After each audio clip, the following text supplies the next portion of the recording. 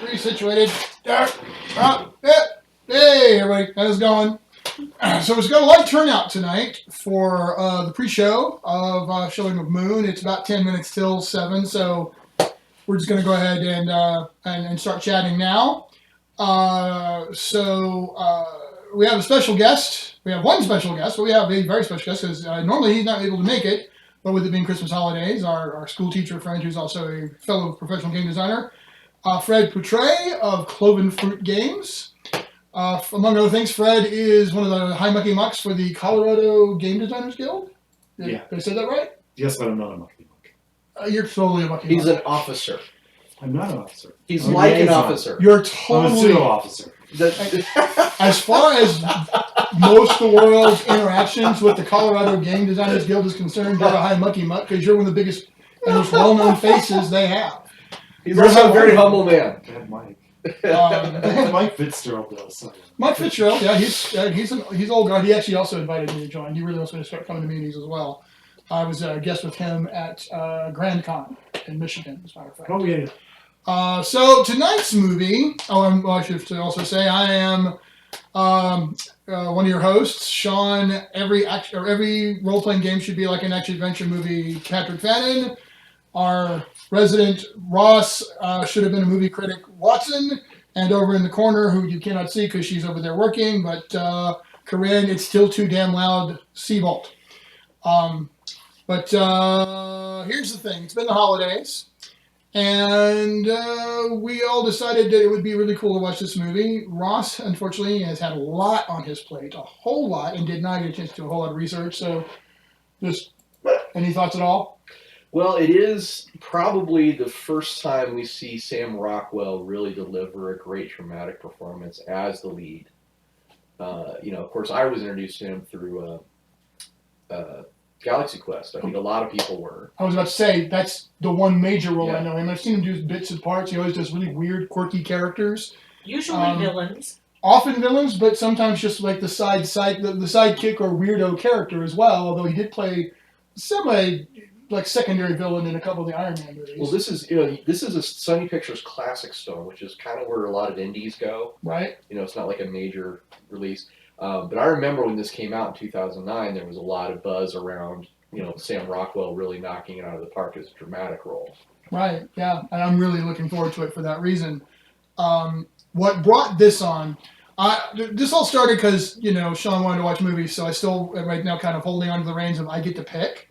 I picked this one because I had a lot of conversations, primarily in Atlanta. I was in Atlanta, I'm in Chattanooga for a little while, but I went back to Atlanta where I grew up and saw a lot of friends, and there was a lot of buzz there with all the people I was interacting with talking about Arrival. And I've seen Arrival, Ross has seen Arrival, we both really loved it, enjoyed it a lot.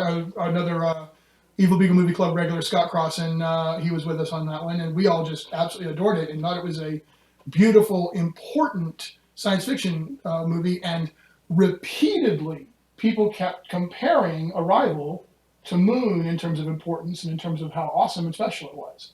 So that really stuck into my head. That one of the movies I haven't seen yet, this goes in that category. So, Fred, any anticipatory thoughts? I've heard the science on it is decent.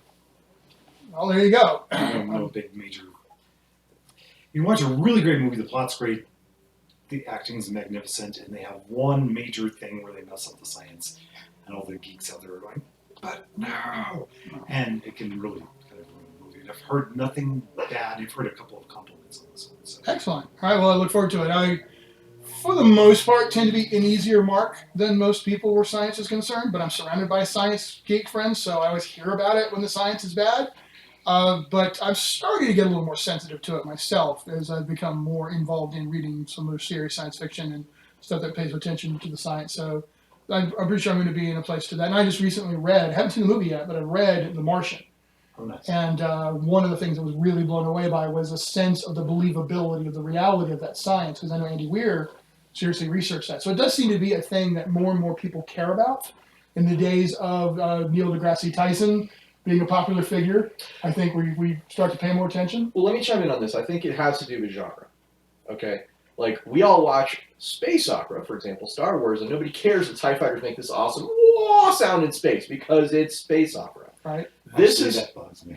but that's part of the genre. Now we're watching a hard science fiction film, and there's certain expectations that come along with a hard science fiction film, as opposed to a space opera film. That's all I'm getting at, is that the genre can help define what we expect and enjoy out of science fiction.